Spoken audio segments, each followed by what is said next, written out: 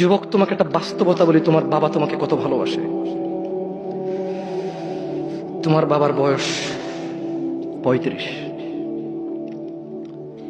20 বছর বয়সে বিদেশ গিয়েছিল, তোমাদের ঘর ছিল না। 5 বছর জীবনের ব্যয় করে দিয়েছে। বাবা মা, আত্মীয় স্বজন, বন্ধু বান্ধব, ক্রিকেট, ফুটবল, ক্যারাম, কত দাওয়াত, কত আপনজন মারা গেছে। সব ব্যয় করে 25 বছর বয়সে দেশে এসে বিয়ে করেছে ঘর দিয়ে তোমার মাকে। তোমার জন্ম হয়েছে, তোমার বাবা চলে গেছে বিদেশ। তোমার জন্মের পরে 8 বছর তোমার বাবা বিদেশে। বিবাহিত তো বটে, কিন্তু সে বউয়ের স্বাদ পাচ্ছে না। তুমি প্রেমিকার পিছনে ঘোরো, 15 বছর বয়স তোমার। 20 বছর 22 বছরে বাইক লাগবে তোমার।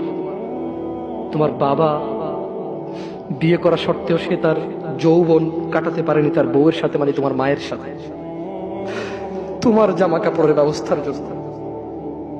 তুমি বুঝো যুবক, তোমার বাবার বয়স এখন 40, সে তোমার মার কাছে আসলে আর অনুভূতি নেই, তার শক্তি কমে গেছে।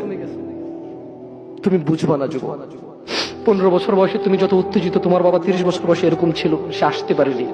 তুমি পড়বা বলে, তোমার স্কুলের ফি লাগবে বলে, that much he loves you.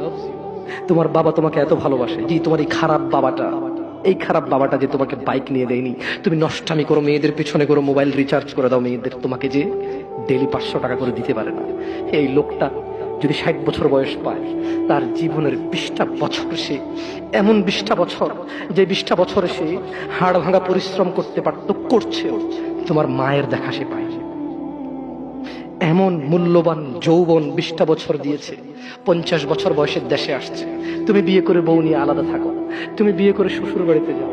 তোমার বাবা দেশে তো আসছে, তার যৌবন আর নেই, তার ওই সুখ স্বাচ্ছন্দ্য আর নেই।